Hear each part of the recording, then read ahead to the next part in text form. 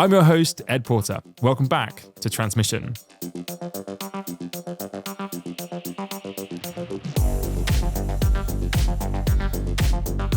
Ten years ago, the companies that dominated the battery storage cell industry no longer make up the top 10 today. That's the story of this market. Intense competition and innovation keeps changing what is world-class. Today's leading battery chemistry already has a challenger snapping at its heels in sodium ion. And even some of the biggest players today are losing ground. Marek Kubik has watched these shifts happen from inside the industry since the early days. He's back on Transmission to explain why the balance of power in battery storage keeps changing and what's coming next. This episode isn't about who's winning today, it's about how fast that changes. For answers on power markets, cell chemistry, and everything in between, try Modo Energy's AI analyst, register for free, and get 3 research articles a month on the latest in battery storage. Let's jump in. Hello, Marek. Welcome back to Transmission. Thanks, Ed. It's good to be back. And as ever, we're going to get straight into it. So, what is one thing that people get wrong about battery storage in the Middle East? That sort of depends on how much you know about battery storage in the Middle East. Because the first thing I would say is probably that it's a much larger market than most people realize or think. Obviously, in the GCC especially, Gulf regional countries, so places like Saudi Arabia, United Arab Emirates, they're massive oil producers. And so you wouldn't really expect a lot of storage, a lot of solar, but it's one of the fastest growing regions, probably the fastest growing region outside of China in the world. Mm-hmm. Saudi Arabia, just for context, I'm living in Saudi Arabia now. So this is kind of why we're starting, I guess, with the Middle East question. It had at the end of 2024, 0 grid scale batteries at all. So the first one came online January 2025. And today we have about 18 gigawatt hours of installed operational battery storage, another 4 in construction, and another 20 gigawatt hours that are in tender. So those numbers are mind-bogglingly huge in the context of most markets, considering this is like just one country. UAE, just today, I don't know if I'm supposed to use dates, given that might date the podcast, but today is what is today? The 9th of July. The 9th of July, 2026. 2026, yeah. For those watching in the future of the past. So just today, there's an announcement on a huge round-the-clock renewable power project in the United Arab Emirates as well, 19 gigawatt-hour BESS as part of that, along with solar. So basically, the first thing I would say is just it's a huge region growing very, very fast, which might be sort of counter to what you think in a country that produces and exports a lot of oil. Yeah, and that's more than, say, like a Great Britain's power battery fleet today, only done in, say, 2 years. So testament to kind of what you're saying. Yeah. Obviously, China is sort of far and beyond. I think maybe Texas and California might have a little bit more, but like the pace of it is super impressive. And I think people will be surprised about that. I just, in terms of the other project you mentioned, the sort of 24/7 concept, right? What is unique about that area that allows it to go after 24/7 projects? So, well, there's a few different factors. So first is the land and the irradiance, right? So you have the sun belt of the world has the best solar yield per square meter. So that means you can use your land more efficiently, get more power out of a solar panel that you place in the desert than if you place it in Northern Europe. So that part is, let's say, helping the economics quite a bit. And you also have relatively stable capacity factors. So it's not that much more sunny in the summer than the winter. So you don't have this like yearly pattern that makes it a little bit harder to balance the solar supply, which means that when you look at the storage part of it, and you want to basically deliver solar 24/7, you don't need an absolutely gigantic battery of hundreds of hours. You can get away with 6, 8, 10 hours, something like that, just to shift solar day to night. And it more or less will work that way the whole year. So the combination of solar plus BESS is really quite powerful in the Middle East because you can get economics that are comparable or better than fossil fuels, nuclear, and more importantly, much, much faster to build. So you can bring it online in a couple of years. And the Middle East has very rapidly growing demand for various reasons, like just still growing populations. Things like AI data centers require a lot of power, speed to power fast. So I think it's a combination of those elements. And then, it's desert. There's a lot of land available, right? So you don't have the same maybe constraints around planning and other sort of issues that you might have in Northern Europe. And I think we may come back onto this later on, but I know that people love talking about sort of battery prices and what's happening in the space. And with so many projects going live recently, it'd be great to get your view on sort of battery prices. It feels like they're falling faster than anyone has forecast. Are we approaching a floor, or is there are there dynamics at play, like sort of Chinese overcapacity in terms of overproduction, and is that going to sort of come out the market and we'll see things tick back up? What's your take? Yeah, great question. I mean, and there's a few different elements to this one, because if it depends where you draw your line. The last time I was on was 2022. And I was having a conversation with Q, and it was about basically the massive spike in prices of lithium carbonate, which was sort of like post-COVID rebound, basically. So we were back in beginning of the war of Ukraine, COVID, all these sort of things. Since then, 2022 down to end of last year, the cost of BESS systems fell by a factor of 3. So you can buy 3 times as many. When I say batteries, I don't mean the cell. I mean 3 times the system that you could have bought back in 2022. So that's a huge decline, very, very rapid, like year-on-year collapse in prices. In the last 6 months, it's kind of actually, at least on the, let's say, raw material side and the cell side, started to invert a little bit. And that's basically because demand is now really, really accelerating. You're seeing longer and longer duration battery storage projects built, so that's more and more gigawatt hours. Huge growth in like incremental demand with AI hyperscale data centers. So the demand side has really grown, and then now the supply side has become a little bit constrained. So lithium carbonate which is sort of one of the core ingredients that goes into an LFP battery cell, has actually increased, and it's gone up from $8 a kilogram to about 24, 25, which is nowhere near like it was something like 80 or 90 during the peak in 2022, but it has come up and it's like tripled or quadrupled. So that doesn't necessarily mean that energy storage system costs triple or quadruple. They only go up a few percent because it sort of works its way up the stream. But the raw material costs have gone up. The cell costs, therefore, have gone up a bit. And then the system costs, because they're being exported from China, and China has recently, say at the end of last year, come out with something called anti-involution measures, which is basically, essentially a set of tools to try and encourage all of the Chinese battery suppliers not to over-compete with one another, because it's essentially China on China competition, which dilutes margins and prices. But some of those measures, like removing export rebates on the batteries, mean that prices have gone up a little bit in actually the near term. What's offsetting that, and the reason you might not necessarily see that, is still the overall trend of innovation is actually really exciting. So there's these bigger cells being built, there's bigger and bigger DC or AC blocks, like energy storage system block designs, which even if your raw material costs are becoming a little bit more expensive, if you can pack more into the same footprint and divide that by the capacity, the price per kilowatt hour still keeps coming down. So it's a little complicated. There's a lot of parts to that story, but sort of steep declines, a little bit of a blip upwards, but the overarching trend of bigger and bigger system designs and optimization is still kind of pulling prices down. So where does that leave us, right? Having said all of that, we had one acronym in there. We had LFP, which is lithium iron phosphate. That's the type of battery that most grid-scale batteries are today. But where does that leave us from a sort of dollar per kilowatt hour perspective? So, well, I mean, that's one of those... And this can be a ballpark number, Yeah, right? But this is a classic, it depends. It really does depend where you are in the world, how you're building a system, what you're procuring, and the scale. So I can give some Middle East examples, because outside of China, probably the Middle East is attracting some of the lowest prices that there are public domain references for in the world. And this is for like a delivered battery system, or is this for a cell? So this would be for a energy storage system. So that doesn't necessarily mean the turnkey project. It means the turnkey product or system. So basically the core components are you have either a DC block or an AC block, right? So it's the battery cells, it's the cooling system, safety systems, the BMS. The 20-foot shipping container that you would see, as well as then the power conversion system that takes the DC power of the batteries, converts it into the AC power of the grid. Usually it includes the MV transformer. So that's part of what's usually called something like a MV skid. And it usually would include the controls. So in some cases, that's very, very simple because it's all one block, right? Tesla has a new product called Mega Block, and that basically comes and ships as like a full product.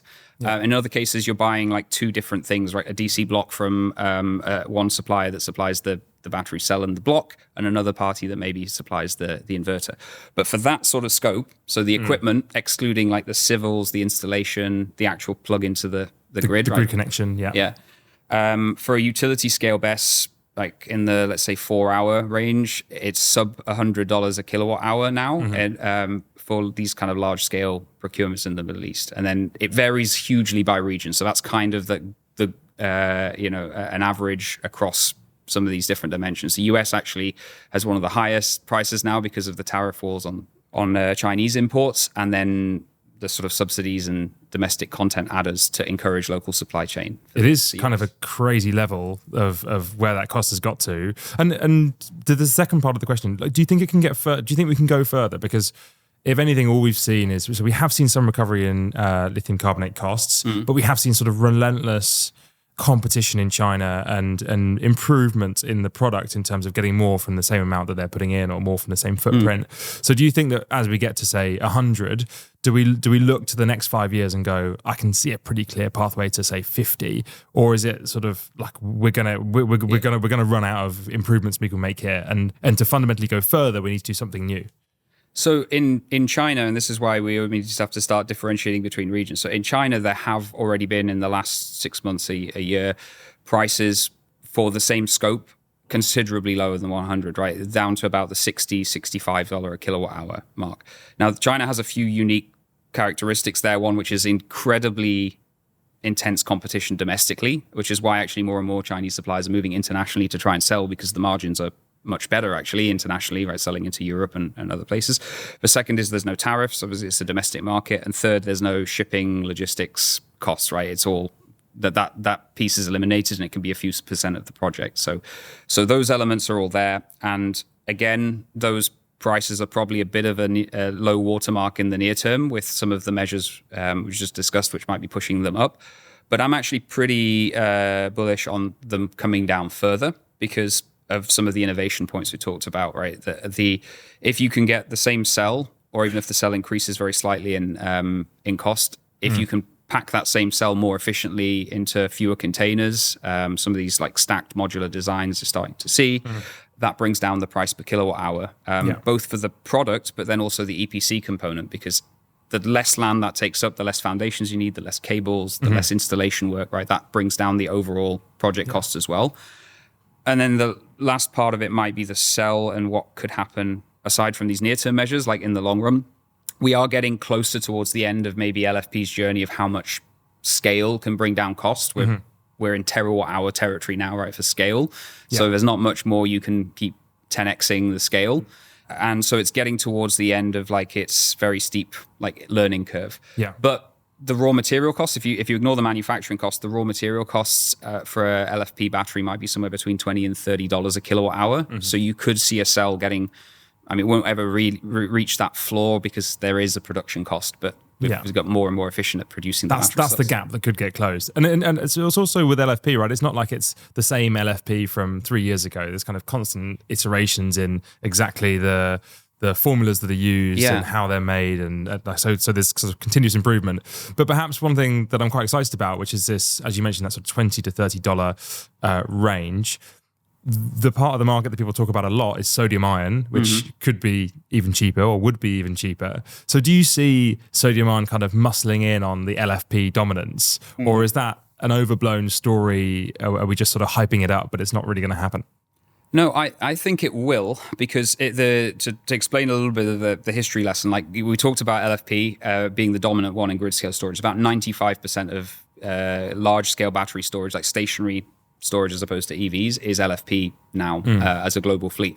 You go back 5 years, it was much more of a mix with NMC chemistry, so nickel, manganese, cobalt, which is basically a higher energy density chemistry that was higher cost. But basically, the reason it started there was more NMC batteries were being built for EV use. And the first storage systems were basically just taking the batteries from the EV sector and moving them into stationary containers. We've now started to see more and more innovation as special product lines. There are even companies that only do stationary storage batteries. And that sort of shift led to LFP becoming much more competitive for stationary storage use cases than NMC. Why? Because the cell cost even if in the early days it wasn't that much cheaper, it had the potential to get cheaper much faster because the raw materials are cheaper. Like lithium is the sort of most expensive part, but iron and phosphate are cheap. Yeah. Whereas nickel expensive, cobalt expensive, and also has limitations on where it can be extracted from. So the raw material story was good. The density was a little bit lower, but the performance and cycle life was higher. And for the grid storage, the cycle life, like how many times you can cycle the battery, matters a lot more because a car you're going to use maybe 5 years, 10 years. A grid storage system is an infrastructure asset that might be there for 20, 25, 30 years. Yeah. So, and you're cycling it probably once a day or more instead of once a week. So it's quite hard to put 15,000 cycles on a car battery. Exactly. Like you have to drive a really bloody long way. Yeah. So, and I'm using this contrast deliberately. There's one more element, which is safety, which is the NMC batteries have a higher, all batteries have a thermal runaway propensity, right? That they can basically use the stored energy to self-ignite and fuel and cascade essentially the heat that's stored in them.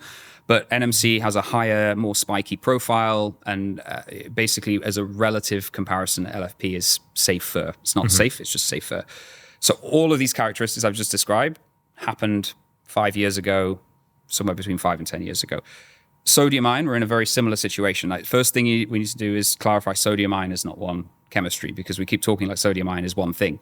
It's just like lithium ion has lithium titanate, LFP, NMC, LTO, like all these different kinds of subchemistries. Yes. And when people talk about, say, NMC sort of 811, right? And they're talking about sort of the various ratios of each element within it. Yeah. And you're seeing that same thing coming through in sodium ion, that is not just like one formula. There are many kinds in just the same way, right? So it's the cathode side. So a sodium ion battery is very, very similar, and that's part of the advantage of how easy it is potentially to swap in, just like LFP was very easy to swap in for NMC. You have basically all of the same relative characteristics with one particular type of sodium ion. So again, with sodium ion, you can draw a lot of analogies to the lithium ion. So there's layered oxide chemistries. So layered sodium oxides are sort of like the NMC. They're a bit more energy dense. They don't get as much cycle life, but the density matters more for cars. So you might see more of the layered oxides being used in three-wheelers or electric vehicles over time. The one that, because I won't go through all of them, probably just for interest of time, but the other one that's like the analogous one to LFP is something called NFPP, which is sodium iron phosphate pyrophosphate. So we're not going to say that again on the podcast. NFPP is the sort of equivalent of LFP. So again, relative to the like layered oxides chemistries, it is safer, not safe, but safer, has higher cycle life, has much cheaper raw material costs because, again, right, the things we're talking about, sodium is salt. Again, iron, phosphate, like all these things are cheap. So the raw material floor is really low. And the real only trade-off is the cell density is lower. And even if you can get the other things improved, that density piece is a penalty. You will never fully be able to catch up. How does the cycling compare on sodium ion versus, say, LFP? So significant. I mean, so you have to put a bit of caution to it because there's just less data on seeing these. So it's based on simulation and extrapolation, but there are claims of 20,000 cycles compared to crazy number. 10 is probably quite standard. 10,000 cycles now for an LFP battery. There are claims of like 15,000 with some of the higher performing ones and ones that are doped with more lithium. But so 20,000 cycles is obviously extremely good. So that makes sodium ion good. So the reason I think it's so, let's say, like that NMC to LFP story is it's the same set of characteristics, right? You have a chemistry that is lower density. The cell cost itself is not yet that cheap, but it has the potential to get much cheaper than LFP. Safety is better, cycle life is better, and your trade-off is the density. But we dealt with that density trade-off before in the move from NMC to LFP, and now we're at 95% LFP. It's also energy storage, right? And you generally shouldn't put energy storage in the middle of a giant city, right? You should put energy storage in places where perhaps there's solar panels, and those places generally you can get a bit more space if you need to. And interesting. When do you get your hands on a sodium ion battery, and when do you think you'd be able to get one and sort of test it? Because I know that's the kind of thing you'll be doing. Yeah, that's the hard one to answer, because let's say there's a lot of announcements at the moment. Both, like, I'd say the cell level data is a little bit clearer, right? There are plenty of parties now. In fact, and the other reason that this is such a the way that this is going to accelerate more quickly than, let's say, another technology would, is it's the same OEMs, the same cell makers that make lithium ion are making the sodium ion. For two reasons. One, it's just a hedge, right? Yeah. If LFP prices are increasing, you would switch and make sodium ion batteries instead. And the second is, what if it beats LFP? You're better in the ring than having someone else come in. But although there are also companies that are just doing the sodium ion. So it'll be in next couple of years, you think you might see those first sodium systems coming through for grid scale? So the cell data is sort of there. The product announcements are largely there as well. So you can go out and see CATL has announced a product, Envision announced a project, Lithium announced one. There are European companies providing them as well, like Moonwatt, and in the US, there's Peak Energy. So there are parties now starting to bring this to the table. But let's say it's very limited actually getting pricing and a full technical spec for the system itself, right? So that's the bit that's still lacking. I don't think we're far away, because like those announcements, presumably they're going to follow with like, why would you announce a product without... If you don't want to sell it at some point in the future, right? So it's on its way. And also it's announced from enough parties that it's not just someone coming up with something that's almost like fake news. So it's too out the box to be to be wrong.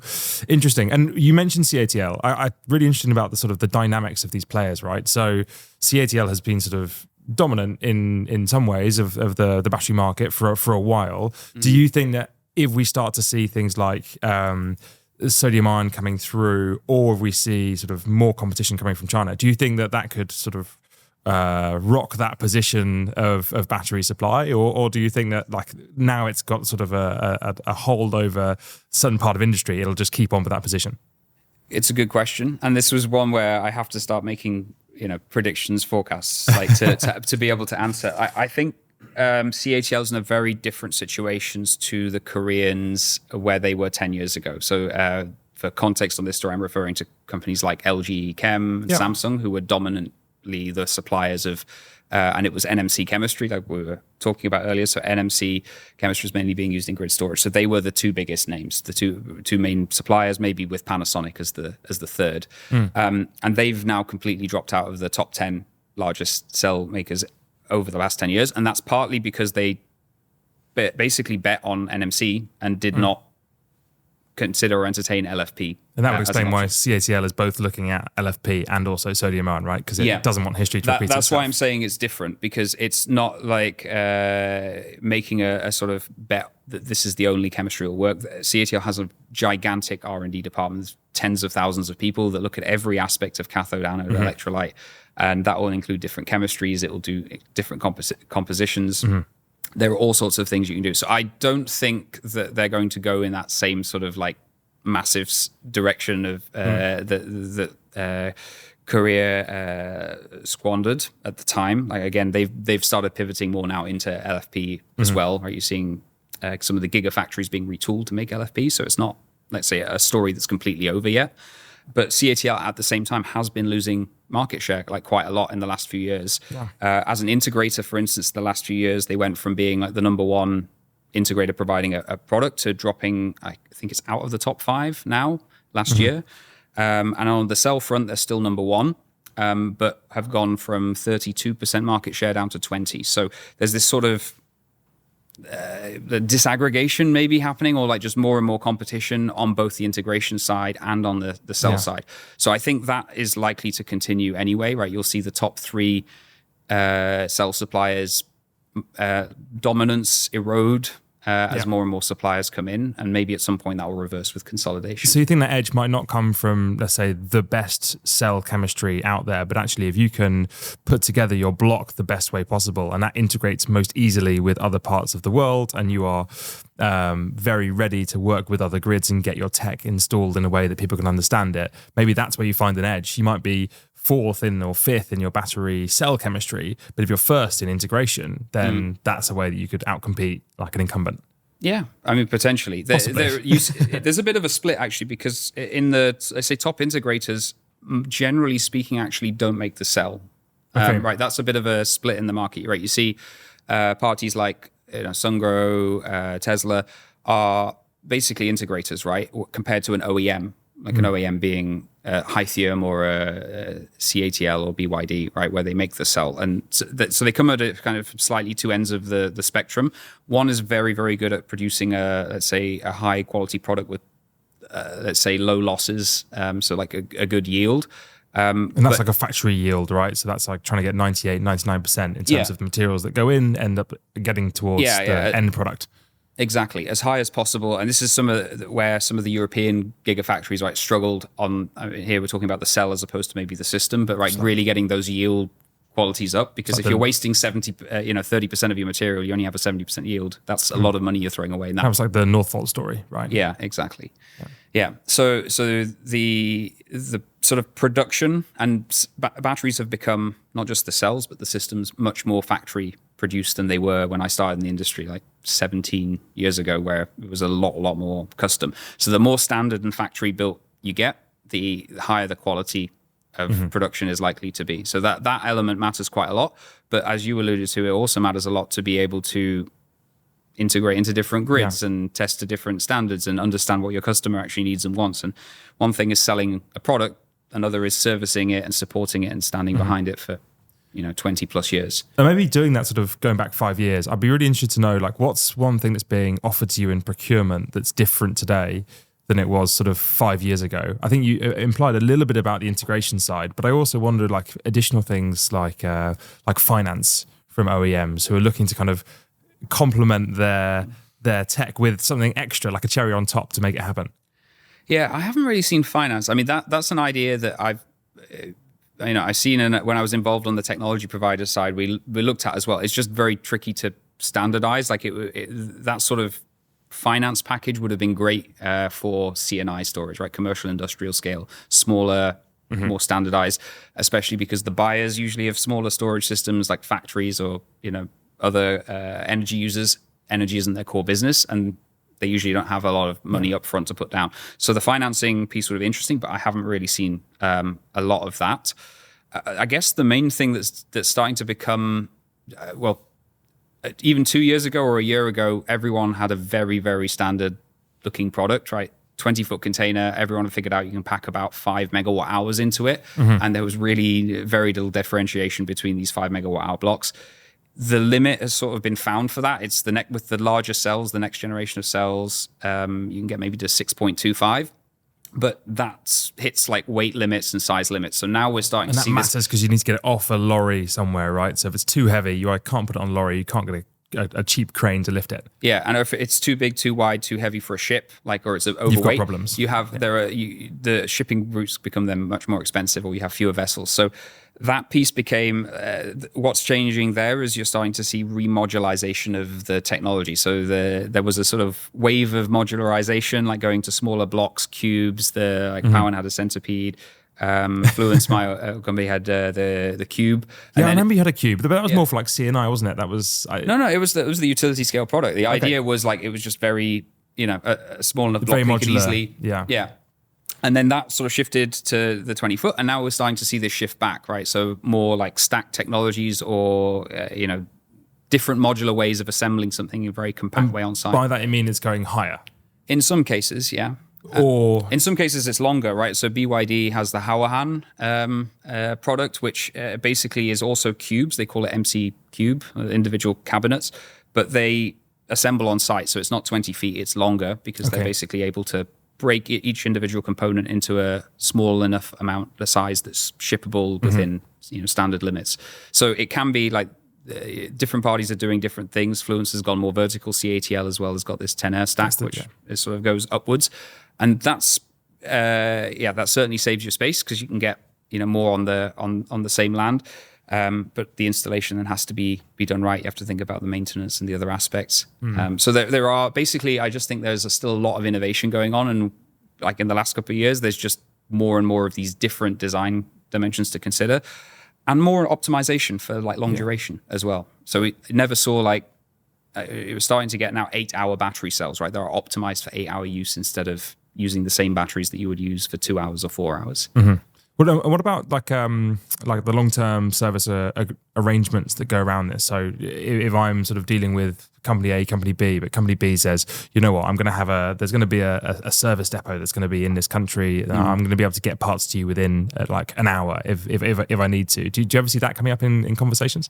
Yeah, so service is a really important part that can be underloved and forgotten. But you can buy a cheap system, but if you can't get your parts in the country, or you don't have a local service team and they're being flown in from, I'll use China because China is 76% of the market, right? You can have visa issues, you can have delays to fix any issues. So local team, local warehouse, or whether it's spare parts on site. So traditionally spare parts on site was the way you would do these projects. But then as a project owner, you have to take care of the maintenance, the fire risk, the insurance of that. So it's actually better to have, an off-site model. But usually from the technology provider side, you want a critical mass of projects before you're going to set up the sunk costs of a warehouse and a local team. So it's a bit of a chicken and egg. Yeah, fun. I love that. A little bit unloved, a little bit forgotten, but still critical to get right.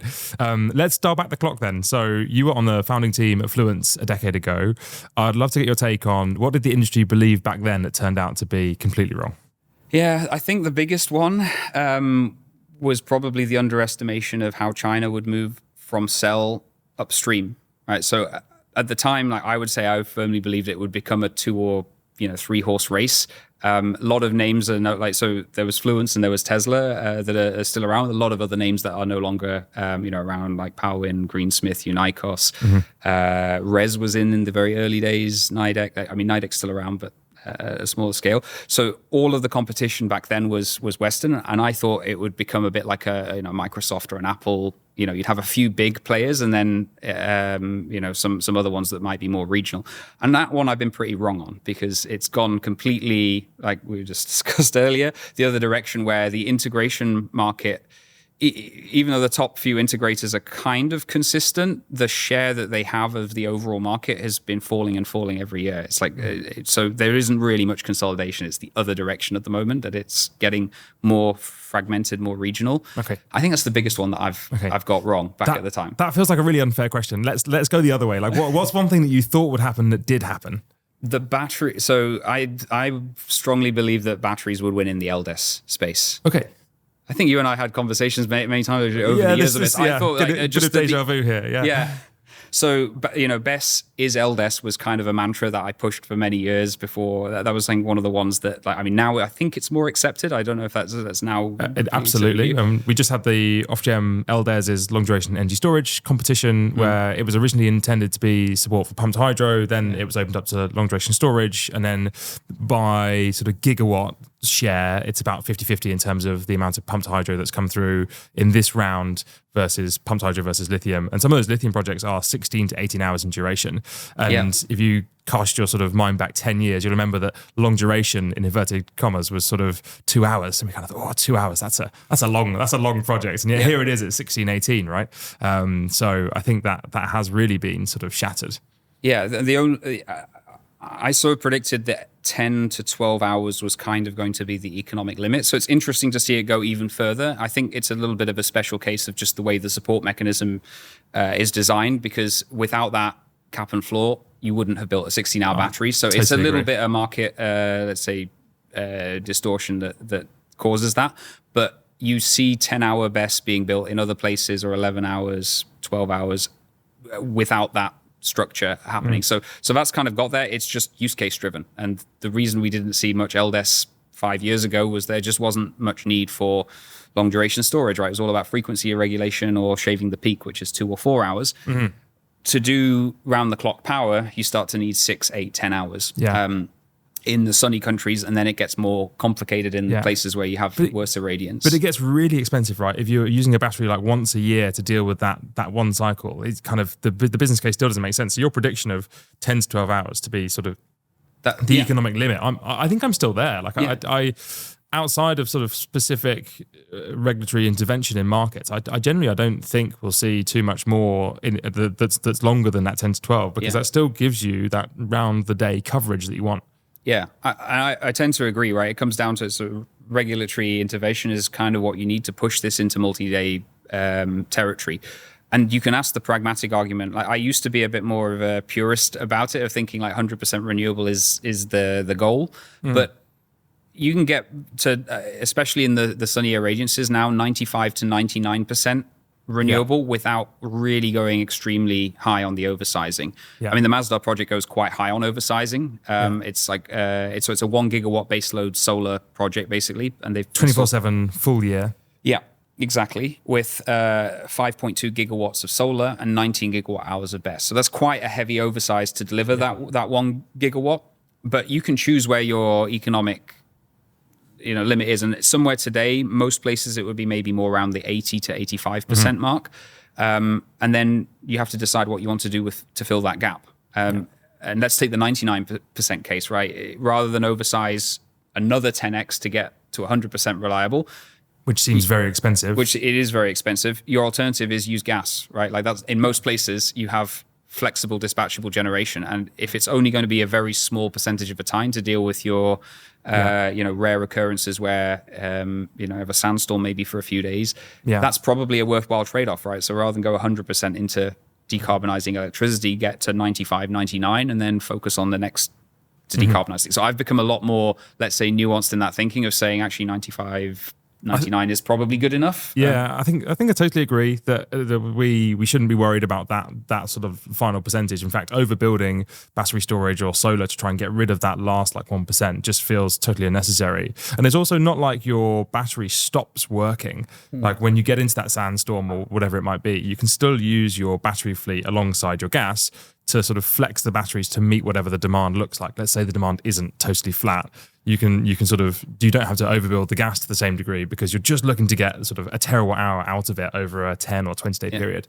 Yeah, I mean, it's also a full systems view because you can look at demand side, response side of things, or it depends what your demand is, right? If it's critical, uninterruptible power, hospital or a high performing data center, it's a little bit different to an industry where if there is a 1% a year or it can be even 1 in 5 or 1 in 10 year, right? You really have to start to get to the extremes in renewable variability to look at these really rare events. That for sizing for all of them becomes very difficult, but there are other ways you can manage that problem. There's also a bit of a funky outcome that happens as well. If you actually have a 16-hour lithium system, it's quite hard to get enough cycles on it to start hitting the warranty because most lithium systems, 1-2 cycles a day, okay, but if it's a 16, 18-hour system, you can't cycle that enough to get to 2 cycles a day because there aren't the hours in a day. So you're not going to put the wear on it that, say, other use cases would. Yeah, and this was the problem with other, like, let's say, non-BESS technologies, because often the selling point was, well, our technology doesn't degrade, right? There's a lot of different technology classes that basically say, well, we can have infinite cycles, but also try to pitch for long duration storage. The longer the duration, the lower the cycles. So that benefit really isn't there. So that you either target high cycle, short duration use cases or low cycle, long duration or somewhere in between. And the problem is BESS has just become very good pretty much all the way across that spectrum. There are going to be always niches and exceptions and cases where other technologies will be successful, but it's like if you look at the LDES cap and floor, right, it was 1.5% was other stuff, not BESS and not flow and I think compressed air energy storage, I think it was. Well, let's do those techs now, right? I think it's fair to be really frank. Like, where do you see kind of the hope for those technologies? Do you see them finding corners of the energy market that will work for them, or do you think that it's kind of, once you look at that headline of say lithium going to 18 hours, it gets quite hard?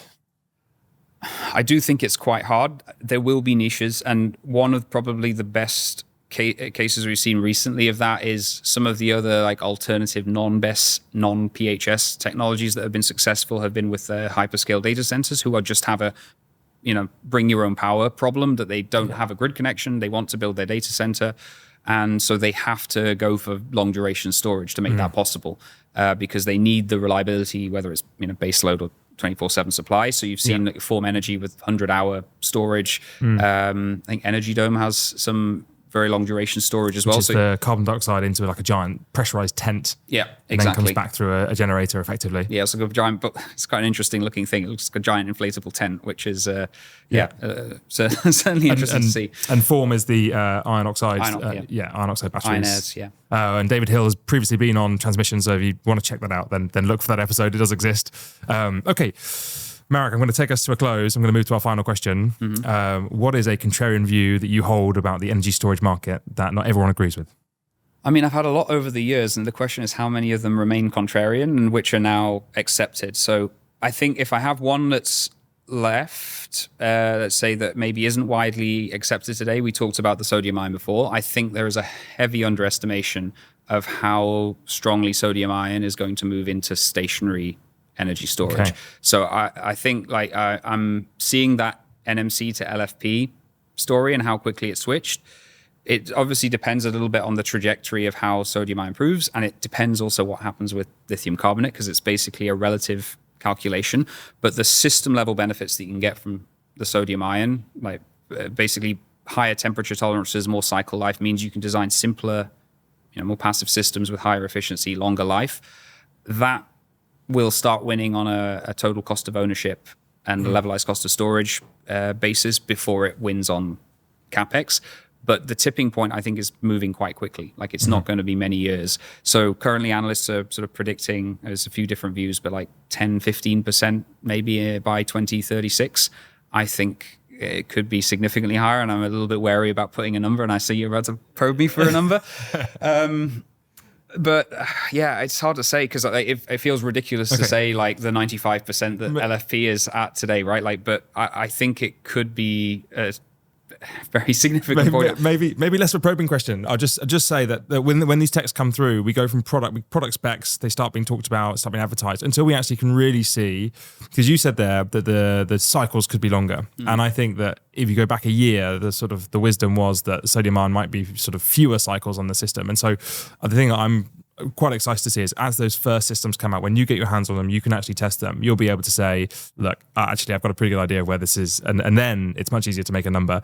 So I won't hold you to a number right now. Yeah, I think that's basically it, right? Like, it's based on, let's say at the moment, mostly marketing, and you need to do the actual testing to see whether they're there. But if it lives up to its promises, and I think there is a stronger credibility to why the performance will be the way it is than has been maybe the case with other technologies in the past, then it could take a very significant... more than 10 or 15% by 2036. By 2036, I mean, I'm still a bit if it really does improve the way I think it will improve, I think this could be an NMC to LFP story. So it could be even like a major sweep, like it could be 1995. Like, I mean, that's why I'm worried about saying this and then it coming back to bite me. But let's say, good. Even if it reaches 50-50, that could be quite interesting. It will start in the niches. It will start in, high and low temperature markets and certain use cases. But as the costs come down and as the scale is there, it's the exact same thing we've seen with LFP. So, Marek, it has been far too long since you came on Transmission. We look forward to having you on again soon. Thank you for your insights into the battery supply chain world and what's coming next. I'm sure our listeners will have learned a lot. No problem. Thanks very much for having me on again.